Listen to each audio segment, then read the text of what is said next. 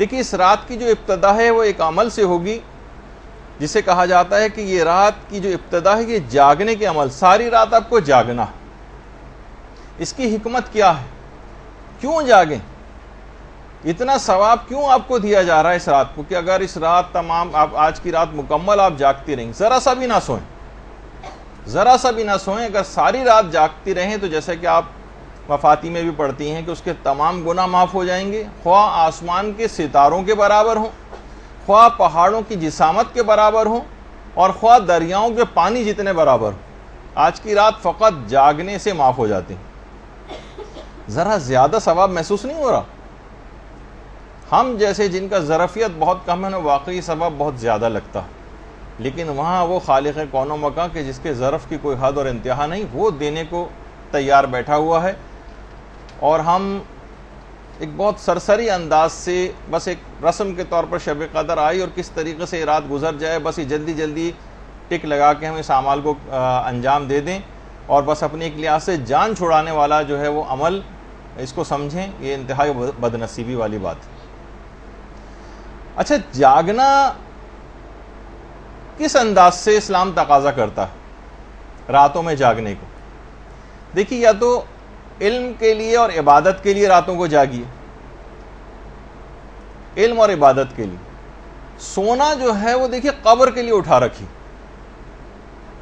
نیند کو اپنی تھوڑی سی ضرور کم کرنا چاہیے، یہ بھی شب قدر کا ایک پیغام ہے۔ ایک پیغام اس سے سیکھنا ہے کہ سال کی کچھ راتوں کو آپ کو مخصوص کرنا چاہیے، یا رات کے ایک پورشن کو روزانہ مخصوص کرنا چاہیے۔ رات کا ایک پورشن کتنا بڑا، یعنی مغرب سے لے کر اور رات کے 2-2 3-3 بجے تک جو لوگ سوتے ہیں اور لغویات کے اندر اس کو بسر کرتے ہیں، مخصوص تو کر رکھا ہے لغویات کے لیے، ڈراموں کے لیے، فلموں کے لیے، آؤٹنگز کے لیے، لاہو و لعب کے لیے، مختلف چیزوں کے لیے۔ اسلام اور شب قدر یہ آپ سے تقاضا کرتی ہے رات کا کوئی ایک پورشن، چاہے وہ 15 منٹ کا ہو، 20 منٹ کا ہو، آدھے گھنٹے کا ہو، 1 گھنٹے کا ہو، یا کچھ اور زیادہ ہو، اس کو یا تو عبادت میں صرف کرنے کے لیے مقرر کیجئے یا پھر علم حاصل کرنے کے لیے۔ سونا جو ہے وہاں پہ بہت سونا ہے اور اس کی الگ ایک تفصیل ہے، اس کو وہاں کے لیے اٹھا رکھیے، یا تو یہ کہ ہمیں پتہ ہے کہ ہمارے نامہ اعمال ایسے ہیں کہ وہ فرشتہ عذاب ہمیں سونا ہی نہیں دیں گے، وہاں پہ سوچے جتنا سونا ہے یہیں پہ پورا کر لیا جائے۔ تو بہرحال کبھی تو ان راتوں کے اندر جاگنا سیکھیے۔ یاد رکھ لیجئے کہ آپ کا اس انداز سے علم اور عبادت کے لیے راتوں کو جاگنا جو شب قدر کا ایک پیغام ہے، جاگنے کے ذریعے، ورنہ یہ بھی کہا جاتا ہے کہ سو لو 2-3 گھنٹے کے اندر اعمال کر لینا۔ کیوں تقاضا ہے کہ ساری رات جاگو اور اتنا زیادہ ثواب آپ کو دیا گیا ہے؟ تاکہ اس کو سال کے دیگر مہینے کی جو راتیں ہیں ان کے اندر بھی آپ اس کو رائج کریں، کہ آپ کا اس انداز سے جاگنا اور علم اور عبادت کے لیے رات کے اندھیرے میں یہ آپ کی قبروں میں اجالا بکھیر دے گا۔ راتوں کی قدر پہچانیے، راتیں بہت قیمتی ہیں۔ بہت سے علماء یہ بات بھی بیان فرماتے ہیں کہ راتیں دنوں سے افضل ہوتی ہیں۔ قرآن کا لوح محفوظ سے زمین پر نازل ہونا یہ رات کے وقت ہوا، انا انزلناہ فی لیلۃ القدر، یہ شب میں ہوا ہے، دن میں نہیں ہوا۔ اور علماء یہ بھی فرماتے ہیں کہ راتوں میں سے جو ایک رات ہے اس کے متعلق یہ بات کہی گئی ہے کہ یہ 1000 مہینوں سے افضل ہے۔ کسی دن کے متعلق یہ بات نہیں کہی گئی کہ فلاں دن جو ہے 1000 مہینوں سے افضل۔ شب جمعہ یہ بھی رات ہے، شب قدر یہ بھی راتیں ہیں، شب نیمہ شعبان اس کی کتنی فضیلت ہے، اور شب معراج اور شب برات وغیرہ، اسی طریقے سے شب عاشور، یہ ساری راتیں انتہا سے زیادہ عظیم راتیں۔ اور یہ بات بھی یاد رکھ لیجئے کہ تقدیریں جو آپ کی لکھی جاتی ہیں شب میں لکھی جاتی ہیں، دن میں نہیں لکھی جاتی۔ شب قدر میں آپ کی تقدیر لکھی جاتی ہے۔ رات کو بہرحال یہ کہ سکون اور اطمینان ہوتا ہے، دن پروردگار نے مشقت کے لیے بنایا۔ اور یہ جو راتیں ہیں اس کا جو 1/3 حصہ ہے وہ اس میں اللہ اپنے بندوں سے بہت قریب ہو جاتا ہے، بہت قریب۔ اور جو بندہ بھی بستر کو چھوڑ کر عبادت کے لیے جاتا ہے، اپنے پہلوؤں کو بستر سے الگ کرتا ہے، روایات میں ہے کہ اللہ اسے بغیر کسی حساب کے جنت میں داخل کرے گا۔ بغیر حساب کے. اللہم صلی علی محمد.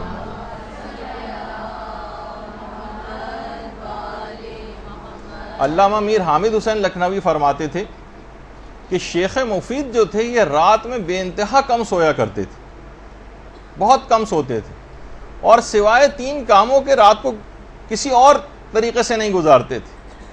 3 کام, یا تو نماز میں مصروف رہتے تھے, یا مطالعے میں مصروف رہتے تھے, یا پھر تلاوت قرآن. یعنی پوری رات کو فقط ان 3 بہت کم سوتے تھے. ایسا نہیں کہ سونا بالکل ترک کرنا ہے, لیکن سونے کو کم کرنا ہے. اور سونے کو کم کر کے کرنا کیا ہے؟ فلمیں ڈرامے دیکھنے یا لغویات میں نہیں, بلکہ اس کے اندر آپ کو زندگی کو لگانا ہے. یہ وقت نکلا چلا جا رہا ہے, نکلا چلا جا رہا ہے. فرشتہ اجل جو ہے اس کی آواز پہ لبیک کہنا ہے, وہ وقت کم سے کم تر ہوتا چلا جا رہا ہے, اور ہم خواب خرگوش کے مزے لیتے رہیں. تو شیخ مفید کا طریقہ کار یہ تھا. شب قدر کا دیکھیے پیغام رات کو جاگنے کا. اور اسی طریقے سے علامہ محمد حسین طباطبائی کے متعلق بھی ملتا ہے کہ رمضان کی تو تمام شبوں کو ابتدائے شب سے لے کر اور سحر تک مکمل تمام راتیں جاگ کر گزارتے تھے. رمضان کی تو تمام راتیں مکمل جاگ کر, اور اس میں بھی دعا, قرآن, نماز, تلاوت قرآن اور مختلف اذکار میں جو ہے مشغول رہتے تھے. اچھا, اتنا زیادہ اذکار میں مشغول, چاہے وہ بیٹھے ہوں, مطالعہ کر رہے ہوں, پڑھ رہے ہوں, کچھ بھی کر رہے ہوں, ہر وقت زبان کے اوپر ذکر خدا رہتا تھا. محمد حسین طباطبائی ان کے شاگرد کہتے تھے کہ چلتے پھرتے بھی مستحب نمازیں ہی پڑھتے رہتے تھے. یعنی جو چل پھر رہے ہیں, آ جا رہے ہیں, بازاروں میں آ جا رہے ہیں, مستحب نمازیں پڑھتے ہوئے جا رہے ہیں, مستحب نمازیں پڑھتے ہوئے واپس آ رہے ہیں. کسی بھی لمحے کو ضائع نہیں کرتے تھے, اور کبھی اس کے بغیر رہتے ہی نہیں تھے. تو آپ نے دیکھا کہ محمد حسین طباطبائی نے بھی وہی زندگی پائی جو عام طور پر لوگ زندگی پاتے ہیں. وہ کیا کیا کچھ کر کے چلے گئے, اتنی ہی زندگی ہمارے پاس بھی ہے. وہ کیا کچھ کر کے چلے گئے, ہم بغیر کچھ کیے دنیا سے جانے والے ہیں. تو بہتر ہے کہ موقع بھی بہت اچھا ہے, اپنی شب قدر کا جو پیغام ہے نیند کو کچھ کم کیجیے, کیونکہ یہ خاندان اہل بیت کی خواتین کا بھی طریقہ کار رہا. حضرت فاطمہ بنت الحسین, اللہم صلی علی محمد و آل محمد,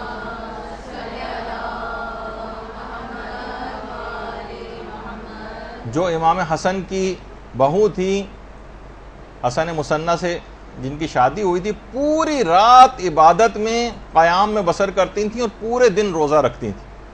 کیونکہ وہ سورج اتنے بڑے بڑے ائمہ کی صورت میں موجود ہیں کہ بہت سے جو ان سے غیر معصوم خاندان اہل بیت کے, کہ ان کی شخصیت ذرا ان کا اتنا تذکرہ نہیں ہو پاتا. اور تو یہ بہت, کیونکہ وہ راتوں کی اہمیت سے واقف تھے. اور یہی وجہ ہے کہ بحر الانوار کی جو 87 جلد ہے, اس میں کسی نے ہمارے چھٹے امام جعفر صادق علیہ السلام سے پوچھا,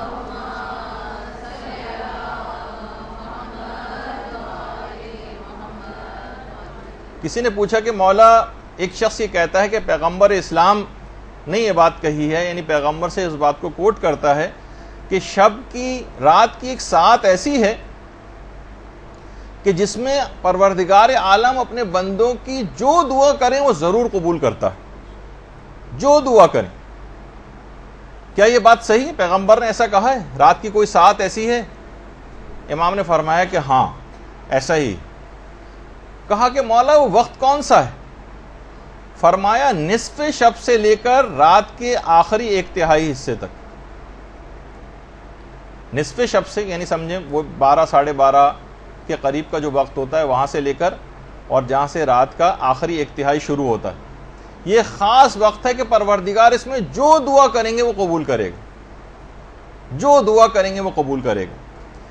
پھر راوی نے پوچھا کہ مولا کیا کوئی خاص اور معین شب مراد ہے اس سے کہ جس میں پروردگار دعا قبول کرتا ہے؟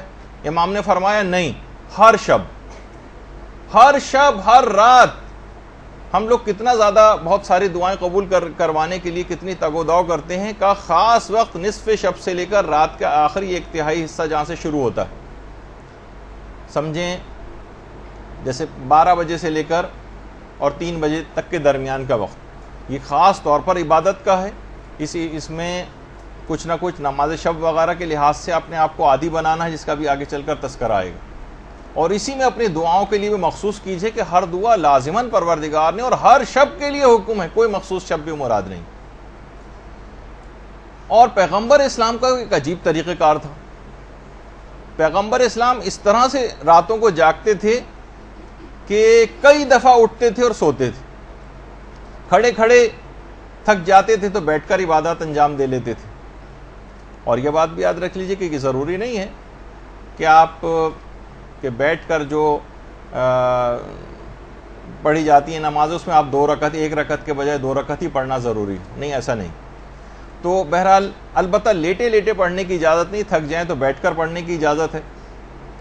اور اس شب میں بھی تمام رات جاگ کر آپ کو عبادت کرنی، یہ جو آج سے شروع ہو جائیں گی آپ لوگوں کے لیے، بہت سے لوگوں کی تو کل ہو چکی ہے شب قدر کی ابتدا۔ تو پروردگار عالم کچھ علماء فرماتے ہیں کہ فخر و مباحت کرتا ہے کہ اے فرشتوں دیکھو، جب یہ احتمالی تاریخوں میں میری اتنی عبادت و بندگی کر رہا ہے، تو اگر میں یقینی طور پہ بتا دیتا کہ شب قدر فلاں رات ہے تو اس کی عبادت و بندگی کا کیا حال ہوتا۔ یہ تو احتمالی تاریخیں بتائیں، اس میں اس کی بندگی کا اور عبادت کا یہ حال ہے۔ تو ہمیں دیکھ کے پروردگار یعنی اگر اس انداز سے عبادت کریں کہ واقعی جس طرح سے ایک حق ہے اس شب کو گزارنے کا، اور اتنا زیادہ اس کا ثواب ہے کہ یہ جو 1000 مہینوں سے افضل ہے، تو علماء فرماتے ہیں کم سے کم اس رات عبادت کرنے کا اور اس رات کو جاگنے کا جو ثواب آپ کو ملے گا وہ 83 سال اور 4 مہینے کی عبادت کا ثواب آپ کو ملے گا۔ 83 سال 83 ایئر، سوچیں کہ پیدائش سے لے کر جب تک آدمی بوڑھا ہو جاتا ہے اور مسلسل عبادت انجام دیتا رہے، فقط ایک رات عبادت کرنے سے اتنا ثواب اور فائدہ آپ کو ملے گا۔ اللہم صلی علی محمد و آل محمد۔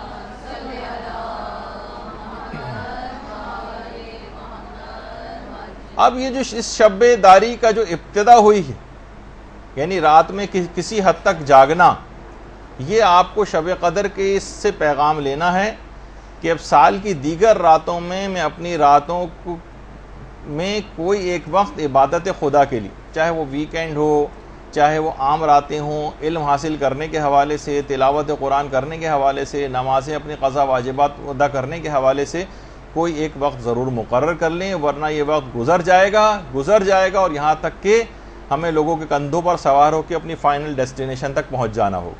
اس سے پہلے کا وقت ہے، اس پہ آپ اپنی زندگیوں کو بدلنے کی کوشش کر لیں، اور شب قدر سے بہترین اس سے ابتدا کی کوئی رات ہو نہیں سکتی۔ تو ایک تو پیغام یہ ہو گیا کہ جو جاگنے کا جو حکم ہے یہ اس وجہ سے ہے تاکہ اس سے کچھ سبق آپ حاصل کریں، اور اپنی عام سال کی راتوں میں بھی اسی انداز سے ایک پورشن ضرور، کم سے کم اگر پوری رات نہ جاگ سکیں تو اتنا سبق ضرور حاصل کر لیں کہ ایک پورشن ضرور مخصوص کر لیں کہ اتنا مجھے ضرور عبادت کرنی ہے۔